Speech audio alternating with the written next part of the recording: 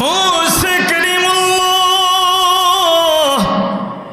এবার ডাক দিয়ে বলতেছে, এবার আমি বুঝতে পারলাম প্রথম কারণটা। এটা তো একটা স্বাভাবিক বিষয়, কিন্তু ছোট্ট বাচ্চাটাকে আপনি কেন মেরে ফেললেন না?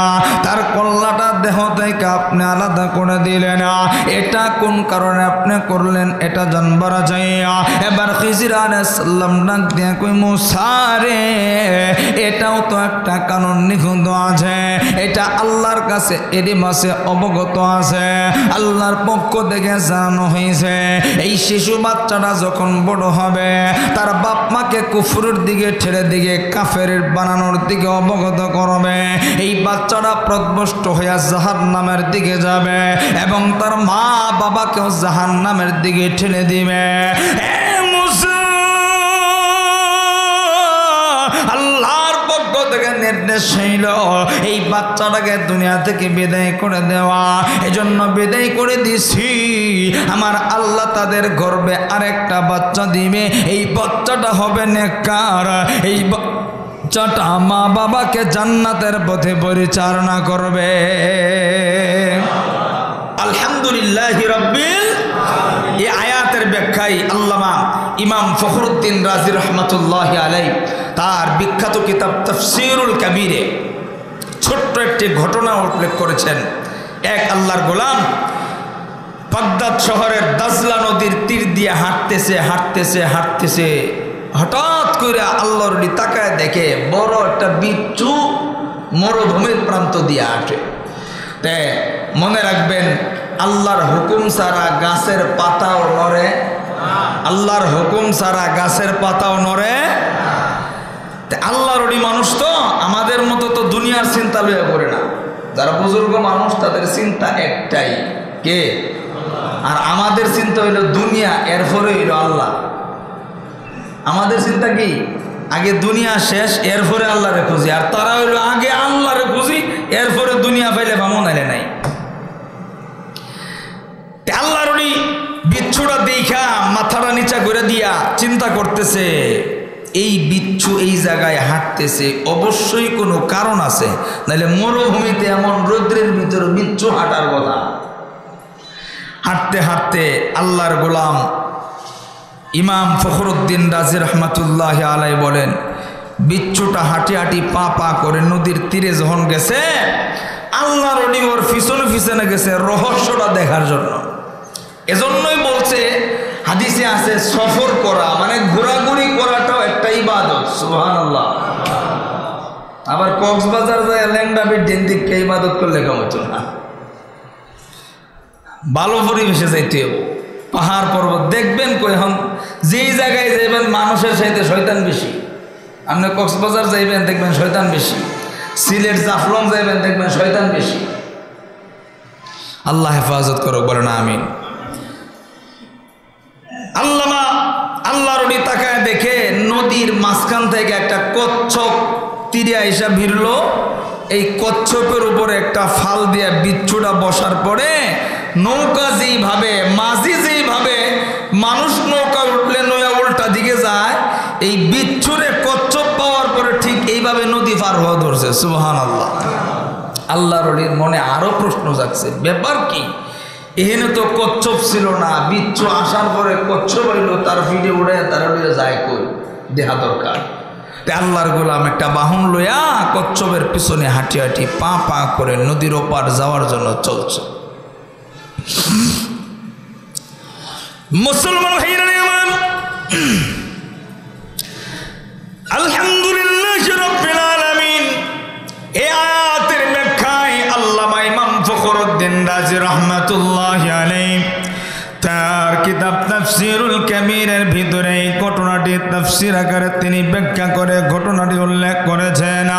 আল্লাহর গোলাম আল্লাহর ওলি বাগদাদ নদীর বাগদাদ শহরের দাজলা নদীর তীরে যখন দাঁড়ায় আছে, ওই কচ্ছপটির ওপরে যখন বিচ্ছুটা উঠে বসল, ওই বিচ্ছুটারে সোয়ারির মতো নিয়া ওই কচ্ছপটি যখন ওপারের দিকে রওনা হলো, আল্লাহর এই রহস্যটা তালাশ করার জন্য ওই বিচ্ছুর কচ্ছপের পেছনে পেছনে চলল, হাঁটি হাঁটি পা পা করে যখন দীর্ঘ পথ চলে গেল, আল্লাহর গোলাম নজর করে তাকা দেখে অপারের প্রান্তরে যাইয়া যখন তীরে যখন কচ্ছপটা যখন পারি জমাইল, বিচ্ছুটা একটা ফাল দিয়া পারের ওপরে ওইঠা এবার জঙ্গলের দিকে হাঁটি হাঁটি পা পা করে রওনা হলো। আল্লামা ইমাম ফখরুদ্দিন রাজি রহমাতুল্লাহি আলাইহি লেখেন, আল্লাহর উনি আবার তার বাহন দিকে নেইমা ওই জঙ্গলের দিকে যখন রওনা হয়ে গেল, আল্লাহর উনি নজর করে তাকা দেখে এই বিচ্ছুটা জঙ্গলের কমিন ভিতরের দিকে রওনা। এমন একটা জায়গায় যা বিচ্ছুটা দাঁড়ায় আছে, তার অদূরে একটু সামনে একজন আল্লাহর গোলাম যুবক ঘুমন্ত অবস্থায় জঙ্গলের ভিতরে পড়ে আছে। আল্লাহর উনি তাকে দেখে ওই বিচ্ছুটা ওইখানে দাঁড়ানো ওই ব্যক্তি না অদূরে ঘুমায় আছে, তার উপরে একটা সাপ সবল দিবে এমন সময় এই বিচ্ছুটা একটা ফাল দিয়া ওই সাপের মাথার উপরে দংশন করলো। সাপটা জমিনের ভিতরে পড়ে লোটোপটি কইরা যখন পাতার নিচে চলে গেল, এই আওয়াজ শুই না ঘুমন্ত ব্যক্তি তার ঘুম ভেঙে গেছে। আল্লামা ইমাম ফখরুদ্দিন রাজি রহমাতুল্লাহি আলাইহি কিতাবের ভিতরে লেখে না, আল্লাহর গোলাম যুবকটা ঘুম ভাঙিয়ে তাকায় দেখে ওই বিচ্ছুটা হাঁটি হাঁটি পা পা করে তার শরীরের পাশ দিয়ে হাঁটি হাঁটি করে যাচ্ছে। এমন সময় আল্লাহর গোলাম যুবক একটা লাঠি লইয়া ওই বিচ্ছুটার উপরে যখন আঘাত করতে যায়, ওই বিচ্ছুটাকে যখন মারতে যায়, এমন সময় ডাক দেখ ওই যুবক,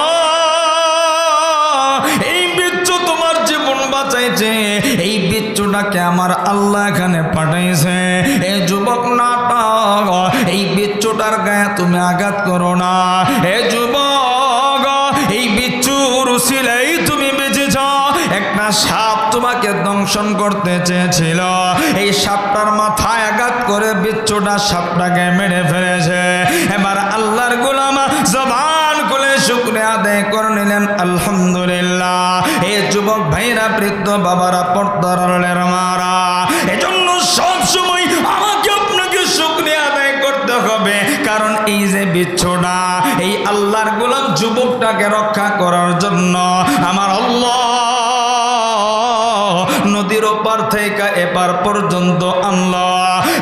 যুবক ভাইরা, এই জন্য আমার আপনার বাস্তব দৃষ্টিতে যদি দেখি এই বিচ্ছুটা মানুষের ক্ষতি করতে পারে, আল্লাহর ওলি যদি আগেই বিচ্ছুটাকে মেরে ফেলতো, নির্ঘাত এই যুবকটা জঙ্গলের ভিতরে মারা যাইত। এই জন্য কার জীবনে কি ঘটে, এ বন্ধু, কার জীবনে যাই হোক না কেন, আমাকে আপনাকে মনে রাখতে হবে সব কিছুর মালিক একজন, বলেন তো তিনি কে? আমার আপনার সুখের দুঃখের খবর জানেন তিনি কে? এজন্য সব সময় শুকরিয়া আদায় করব কার? আরে জবান খুলে বলেন না কার? আল্লাহর শুকরিয়া আদায় করব। শুকরিয়া আদায় ছাড়া কোনো উপায় নাই, কোনো উপায় নাই। কার শুকরিয়া আদায় করবেন? আল্লাহ। বাপ মা 10 দিন 5 দিন 10 বছর 20 বছর খাওয়াইলে, অপরাধ করলে লাথি দিয়া বের করে দিতে পারে, অসম্ভব কিছুই না। সমাজের কাছে ভুল করলে সমাজ তাড়ায় দিতে পারে, অসম্ভব কিছুই না। আপনার জন্মের পর থেকে, বালেগ হওয়ার পর থেকে আল্লাহ যত কাল আপনি হায়াত পান না কেন, সেটা কিয়ামত পর্যন্ত হোক, আপনি অপরাধ করেছেন, আল্লাহ বলেন গোলাম আয়, ইয়া আইয়ুহাল্লাযীনা আমানু তুবু ইলাল্লাহি তাওবাতান নাসুহা, একবার শুধু আমার কাছে পড়েন আস্তাগফিরুল্লাহ, আমি আল্লাহ তোর জীবনের শুরু থেকে কিয়ামত পর্যন্ত যত গুনাহ করছো সব গুনাহ মাফ করে দেব। জোরে কোন সুবহানাল্লাহ। সেই মালিকের শুকরিয়া আদায় না যদি আপনার জবান দিয়ে আসে, কার শুকরিয়া আদায় করবে? এত দিন হয়ে গেছে, বছরকে বছর নামাজ পড়ি না, বছরের বছর রোজা করি না, কোরবানি ওয়াজিব হয়ে রয়েছে দেই না, হজ বাধ্য হয়ে গেছে এরপরে হজ করি না, মিথ্যা কথার অভাব নাই, গীবতের কোনো শেষ নাই, চুগলখুরির কোনো বালাই নেই। আমার আপনার জীবনের গুনার ডায়েরি আর নেকের ডায়েরি খুললে গুনার ডায়েরি, নেকের ডায়েরির পৃষ্ঠাটা শূন্য, আর গুনার ডায়েরি কয়েক হাজার শেষ হয়ে নতুন ডায়েরি যুক্ত হইতেছে। এর পরেও তো আল্লাহ কোনোদিন না খাওয়ায় রাখে নাই, আল্লাহ ঠাডা ফেলায় মারে নাই, আল্লাহ কোনোদিন পানি বন্ধ করে দেয় নাই, সূর্যের আলো বন্ধ করে দেয় নাই। তাইলে সে আল্লাহর শুকরিয়া আদায় না করলে কার শুকরিয়া আদায় করব? এই জন্য যেই যেই জায়গায় আছেন, আপনি রিক্সাওয়ালা, আপনি বিমানের দিকে তাকাইলে চলতো না, আপনার মনে করতে হবে এইটাই আমার জন্য মঙ্গলজনক, এটা বুঝি দেখে এটার উপরে আল্লাহ আমার সন্তুষ্ট থাকার নির্দেশ দিয়েছে। যে যে জায়গায় আছেন ওই জায়গা থেকে আমরা শুকরিয়া আদায় করব ইনশাআল্লাহ। আপনি অসুস্থ আছেন, অসুস্থ হয়ে ঘরে পড়ে আছেন তো 10 বছর 5 বছর অসুস্থতা যায় না, আপনি খালি কোন আল্লাহকে আর কেউ দেখে না, আমারে ফাইলু কি? আরে ভাই, আপনি অসুস্থ হইয়া হসপিটালে ভর্তি হওয়ার মতো এবিলিটি আপনার আছে, আপনি অসুস্থ হওয়ার পরে সেবা করার মতো লোক আপনার পিছনে আছে। এমনও মানুষ আছে জামগড়াই পাবেন যারা হসপিটাল কেন একটা ট্যাবলেট খাওয়ার মতো এবিলিটি তার নাই। এমন মানুষ আছে বৃষ্টির দিনে পায়ের ভিতরে ঘাও হয়েছে, এই ঘাও পছন্দ ধরতে ধরতে 10 বছর যায়, এরপর রাখতে শরীর পয়সা মারা যাইতেছে, চিকিৎসা করার তার কেউ নাই। আপনাকে ওই দিকে তাকাইতে হবে। একজনের 5 তলা আছে, তাই দেখা মনে কষ্ট, আরে আল্লাহ আমারই কিল্লিকা দিল না। আপনাকে তাকাইতে হবে আমার তো আছে, টিনের সাল হইলেও আছে। কত মানুষ দেখবেন রাত্রে বেলায় রোডে শুয়ে রয়েছে, সালও নাই তার। আপনি আলু ভর্তা দিয়ে খাইছেন তো? এমনও মানুষ পাবেন 2 দিনের ভিতরে 1 দিনও খায় না। আপনার কাছে আশ্চর্য মনে হতে পারে, হবেই না কেন? কারণ আমাদের তো আর এখন গরিব দেখার মতো সময় আমাদের হাতে নাই, অভাবী মানুষের কাছে জিজ্ঞাসা করার মতো মন মানসিকতা আমাদের নাই, বিপদে মানুষের পাশে দাঁড়ানোর মতো হিম্মত আমাদের নাই। কেন নাই? আমাদের ঈমান দুর্বল হয়ে গেছে, রাসূলের আখলাক আমাদের ভিতর থেকে বের হয়ে গেছে। অথচ রাসূলের এটাই সবচেয়ে বড় আখলাক ছিল, রাসূলের সবচেয়ে বড় চরিত্র ছিল মানুষকে ভালোবাসা, অসহায়ের পাশে দাঁড়ানো। আল্লাহ ডাক দিয়া জিব্রাইল কই, নবী আপনি যদি খালি উহুদ পাহাড় স্বর্ণ বানায় দিব। রাসূল ডাক দিয়া কই, না রে না, আমার গরিব উম্মত পরে আমার খালি কইব নবীজি তো ধনী আসিল, এই জন্য নবীজি সব সময় গরিবী মাজার অবস্থায় ছিলেন। সুবহানাল্লাহ। এজন্যই তো নবী বলছেন গরিবদেরকে বেশি মহব্বত করো, ভালোবাসো।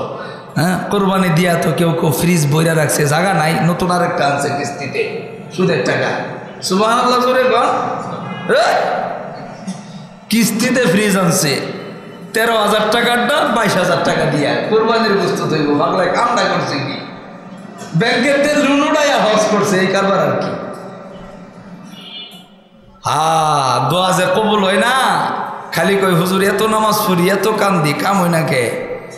জাগা মতো বেজাল, হালাল খাদ্যের বড় অভাব। আমরা এখন হারামটারে হারামি মনে করি না, এটা এখন স্বাভাবিক হয়ে গেছে। শুকরিয়া আদায় করবো বলেন তো কার? আল্লাহ। মুহতারাম হাজরিন, এই দুনিয়াতে যা কিছু দেখি, যা কিছু না দেখি, যা কিছু ঘটে, বলেন তো কার ইশারায়? শেখ হাসিনার ইশারায় না খালেদা জিয়ার? কোনোটাই না, এর সাথে মরে গেছে। কারো ইশারায় চলে না, সব কিছু ক্ষমতা যাবে আসবে, একজন আসবে আর একজন যাবে, কিন্তু আল্লাহর ক্ষমতা কখনোই পরিবর্তন হয় না। জোরে কোন সুবহানাল্লাহ। তে সব কিছু আল্লাহ তাআলার পক্ষ থেকে ঘটে। অসুস্থ হয়েছেন, আল্লাহর ফয়সালা আছে। বিপদে পড়ছেন, আল্লাহর হুকুম আছে। অভাবে পড়ছেন, আল্লাহর হুকুম আছে। এই ঈমানটুকু আপনার থাকতে হবে, তাইলে আপনি মুমিন। তাইলে কি মুমিন? একবার মূসা আলাইহিস সালাম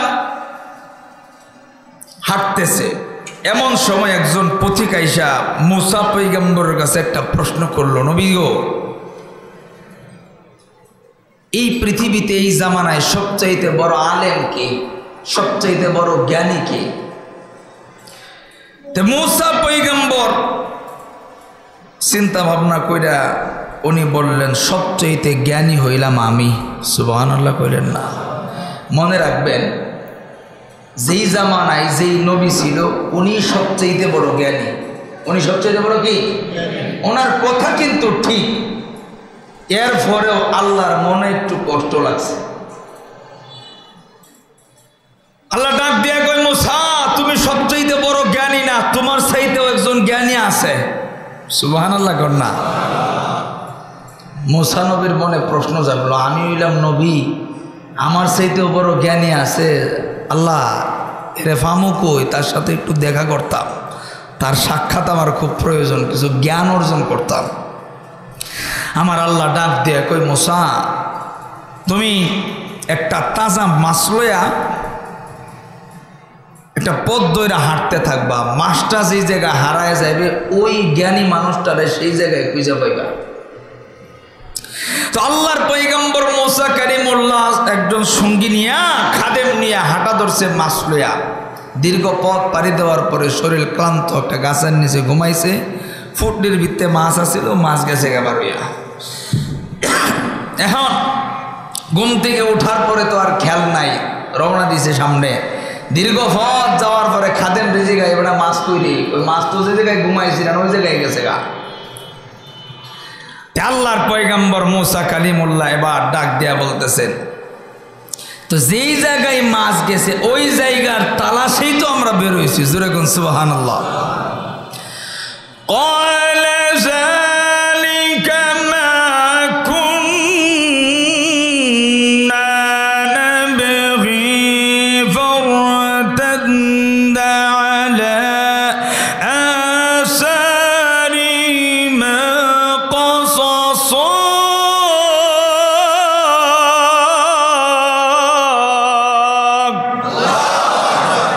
আল্লাহর পয়গম্বর ডাক দেখ, আরে বেকুব, ওই জায়গায় তো খুঁজতাছি যেই জায়গায় মাছ হারাই গেছে। ব্যাগ করে আবার আইসা ওই জায়গায় খুঁজতে খুঁজতে তালাশ করে দেখে একজন মুরব্বী বৈশা আছে, হযরত খিজির আলাইহিস সালাম। যেরকম সুবহানাল্লাহ। আল্লাহর পয়গম্বর মুসা কালিমুল্লাহ ডাক দিয়ে কই, হুজুর আপনি বড় জ্ঞানী মানুষ, আপনার সঙ্গে আপনার সোহবত তো অনেকে বুঝবেন না, আপনার কাছে কিছুদিন থাকতে চাই। খিজির আলাইহিস সালাম কই, তোমার ধৈর্য হইব না, যাওগা। মুসা আলাইহিস সালাম কই, না আপনি যা কইবেন যা করবেন সব মান্য, কোনো কথাও মান্য করব না। খিজির আলাইহিস সালাম কই, না তুমি ধৈর্য ধরতে পারবে না। কই, না আমি পারবো, আপনি যা কইবেন। এবার খিজির আলাইহিস সালাম শর্ত দিলেন, আমি যেই কাজ কর্ম বাধা দিতে পারবো না, আমি যেই কাজ কর্ম কোনো ভুল ধরতে পারবো না, আমি যা কর্ম তাই সঠিক। কই, ঠিক আছে, আপনি যা করবেন তাই সঠিক। মুসলমান ভাইরা আমার, আল্লাহর পয়গম্বর হযরত মুসা আলাইহিস সালাম খিজির আলাইহিস সালামের শর্ত মানিয়া পিছনে পিছনে হাঁটি হাঁটি পা পা করে রওনা হলো। দীর্ঘ পথ পাড়ি দেওয়ার পরে একটা নদীর তীরে আসার পরে তাকা দেখে একটা নৌকা দেখা যায়। নৌকার ভিতরে শুধু মাঝি বসা আছে। আল্লাহর পয়গম্বর মুসা কালিমুল্লাহ নিজের পরিচয়টা পেশ করার পরে খিজির আলাইহিস সালাম তার পরিচয়টা যখন মাঝির কাছে পেশ করে দিল, এবার মাঝি ডাক দিয়া কই, হুজুর পয়গম্বর, না না, আমি আপনাদের কোনো ভাড়া টাকা পয়সা কোনো কিছুই নেব না, আমি বিনা পয়সায় আপনাদেরকে নদী পার করতে চাই। এই কথাই যখন সম্মতি হইয়া নদী পার হওয়ার জন্য রওনা হলো, আল্লাহর পয়গম্বর মুসা নজর কইরা তাকা দেখেন হযরতে খিজির আলাইহিস সালাম আল্লাহর গোলাম মাঝি মানুষের নৌকার ভিতরে একটা লোহার কিছু দিয়া আঘাত কইরা ওই নৌকাটা বেশ কিছু জায়গা ভেঙে টুকরা টুকরা করে দিল। আল্লাহর পয়গম্বর মুসা কালিমুল্লাহ এই দৃশ্যটা দেখার পরে প্রশ্ন করে বসলো, কি ব্যাপার আল্লাহর গোলাম, আপনি কেন নৌকাটা ভেঙে দিলেন? এই কাজটা কিন্তু আপনি ঠিক করেন না, কারণ বেড়ায় গরিব মানুষ, এই নৌকা চালায় তো তার সংসার চালায়, আপনার নৌকা ভেঙে দিছেন, ব্যাপার কি? খিজির আলাইহিস সালামকে আপনারা তো আগেই কইছিলাম, আপনি পারতেন না, আপনার সাথে চুক্তি হয়েছে আমার, আপনি কোনো ভুল ধরতে পারবেন না, আপনার আগেই বলছিল আপনি পারতেন না, আপনি জানগা। মুসা আলাইহিস সালাম ডাক দেয়া কই, যাক আমি আর করব না, এটাই দ্বিতীয় সুযোগ, আমি আর এই ভুল করতাম না, আপনি যা করবেন সব ঠিক, সব কি ঠিক, নেতায় যা করব সব ঠিক, এরকম আর কি। নেতায় চুরি করলেও কয় আলহামদুলিল্লাহ, দান করলেও কয় আলহামদুলিল্লাহ, কারণ নেতা তো খেতা সেলাই রাত্রে। আল্লাহ হেফাজত করুক, বলে না আমিন, আরো জোরে বলে না আমিন। খিজির আলাইহিস সালাম কই ঠিক আছে, এইবার একটা তোমার সুযোগ দিলাম, নৌকা পার হইয়া হাঁটি হাঁটি পা পা করে চলতেছে। নদী পার হওয়ার পরে তাকায় দেখে একটা বাচ্চা খেলাধুলা করতেছে, নাবালেগ বাচ্চা, বড় না। খিজির আলাইহিস সালাম যায়া ওটার কল্লা বাইঙ্গে হাতে লয়ে পড়ছে। মুসা পয়গম্বরের কিন্তু রাগ বেশি আছে। এবার কয় আগেরটা তো মাইনা নিছি, এইটা কেমনে সম্ভব? এই ছোট্ট মানুষ, এই বাচ্চাটারে আপনি হত্যা করলেন, আপনার কি বিবেক বলতে কিছুই নাই? সেদ্ধে আইসি আর কি, আপনি বাচ্চাটারে মারলেন, তোমার আগেই কইছিলাম না তুমি পারতা না, যাওগা। মুসা আলাইহিস সালাম চিন্তায় পড়ে গেছে, ব্যাপার কি কিছুই তো বুঝতেছি না। এই কাম এক একটা করে এই বাচ্চাটারে মারলো, এই শিশু বাচ্চা খারাপ হইতো বড় হইতো তাইলে একটা কথা ছিল, কিন্তু এর তো কোনো পাপ নাই, গুনাহ নাই, নিষ্পাপ, এরে মারলেন, ব্যাপারটা কি? মুসা আলাইহিস সালাম এবার সিদ্ধান্ত নিছে, জামুই তো গা থাকবো না, এর কাছে থেকে লাভ কি, জামুগা, কিন্তু এইবারে শেষ, এরপরে যদি কোনো কিছু হয় তাহলে আপনি বিদায় দিয়েন, আমিও রাজি আছি। আল্লাহর পয়গম্বর মুসা কালিমুল্লাহ এবার হাঁটি হাঁটি পা পা করে আরো সামনে অগ্রসর হইতেছে।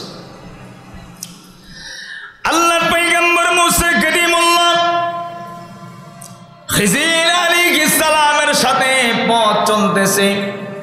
দীর্ঘ পথ পাড়ি দেওয়ার পরে প্রচণ্ড ক্ষুধা, কোনো খাবার নেই, সঙ্গের শুকনো খাবারগুলি ফোড়া গেছে। আল্লাহর পয়গম্বর মুসা আলাইহিস সালাম খিজির আলাইহিস সালামের সঙ্গে নিয়ে দুইজন মিলে যেই এলাকায় তারা প্রবেশ করেছিল, এলাকার মানুষের কাছে মেহমান হিসাবে কিছু খাবারের আবদার করেছিল, কিন্তু এলাকার কোনো মানুষ তাদেরকে খাবার দিতে রাজি হয়নি। তারা খাবার না খাইয়া উল্টো পথে যখন আবার চলে আসতেছিল, হঠাৎ করে দেখে একটা বিশাল দেওয়াল দেখা যায়। এই দেওয়ালটা কেমন যেন পড়ে যাবে, ভেঙে পড়ে যাবে। খিজির আলাইহিস সালাম নিজে দীর্ঘ সময় নিয়া ওই দেওয়ালটাকে যখন মেরামত করে দিল, সুন্দর করে দিল, আল্লাহর পয়গম্বর মুসা কালিমুল্লাহ ডাক দেয়া কই, আপনি এই দেওয়ালটা কেন ঠিক করে দিলেন? এরা তো মানুষ ভালো না, এরা আমাদেরকে খাবার দেয় না, আপনি কেন এদেরকে দেওয়ালটা সুন্দর করে দিলেন?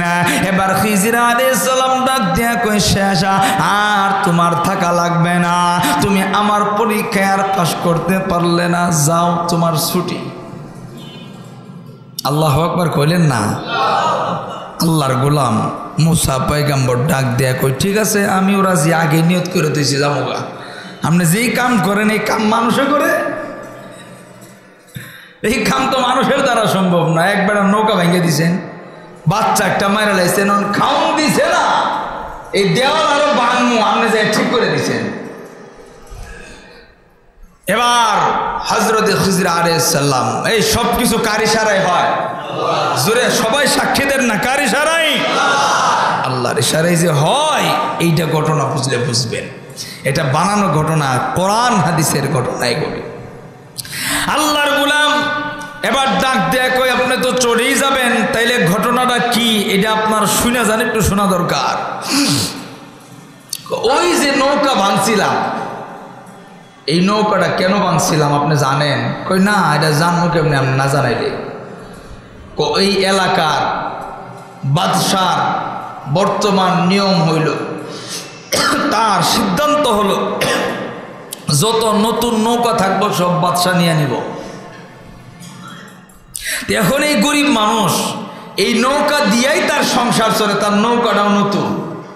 এই নতুন নৌকা যদি নতুনই থাকে তাহলে তো বাদশা নিব, গরিব মানুষ চলবো কেমনে? এজন্য আমি ভাঙ্গা দিলাম যাতে বাদশা নিতে না পারে। সুবহানাল্লাহ কয় না? কিন্তু মুসা পয়গম্বর কি এটার গুড় রহস্য জানতো? জোরে বলেন জানতো? আমি বলার আগ পর্যন্ত আপনারাও কি জানতেন না। এই জন্য সব কিছুর পিছনে আল্লাহ তাআলার হাকিকত, হিকমত, রহস্য নিহিত আছে। এটা মানা, এটা বোঝা, এটা বিশ্বাস করার নামই হচ্ছে ঈমান। সুবহানাল্লাহ। আল্লাহর পয়গম্বর মুসা কালিমুল্লাহ এবার ডাক দিয়ে বলতেছে, এবার আমি বুঝতে পারলাম প্রথম কারণটা। এটা তো একটা স্বাভাবিক বিষয়, কিন্তু ছোট্ট বাচ্চাটাকে আপনি কেন মেরে ফেললেন না? তার কল্লাটা দেহ থেকে আপনি আলাদা করে দিলেন না, এটা কোন কারণে আপনি করলেন এটা জানবার চাইয়া। এবার খিজির আলাইহিস সালাম ডাক দিয়ে কই, মুসা রে, এটাও তো একটা কারণ নিখুঁত আছে, এটা আল্লাহর কাছে এরই মাসে অবগত আছে, আল্লাহর পক্ষ থেকে জানানো হয়েছে। এই শিশু বাচ্চাটা যখন বড় হবে তার বাপ মাকে কুফরের দিকে ঠেলে দিকে কাফের বানানোর দিকে অবগত করবে। এই বাচ্চাটা পথভ্রষ্ট হইয়া জাহান্নামের দিকে যাবে এবং তার মা বাবাকেও জাহান্নামের দিকে ঠেলে দিবে। আল্লাহর পক্ষ থেকে নির্দেশ হইল এই বাচ্চাটাকে দুনিয়া থেকে বিদায় করে দেওয়া। এজন্য বিদায় করে দিছি।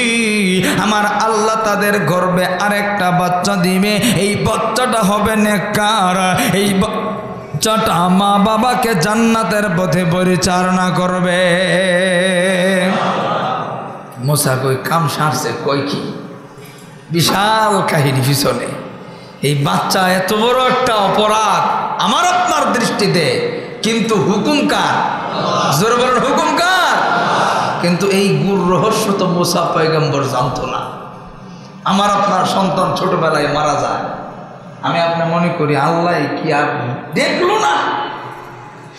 ব্যান চালায় তার ফলাফল 13টা, আর আমার 1-2টাতে একটা নিচে গা, ওটি ঠান্ডাও লাগে না। মহিলারা বেশি বলে, মা বোনরা এই কথা বেশি বলে। দেখবেন একদিন তেল সাবান না থাকলে এমনভাবে কথা কইব, কলিজা ভাড়ায় লাইব, কইব কার কাছে বিয়া বইছিলাম, সারাটা জীবন তেল সাবান পাইলাম না। অকৃতজ্ঞ বেশি। এজন্য মা বোন যারা কথা শুনতেছেন, অকৃতজ্ঞ হওয়া যাবে না।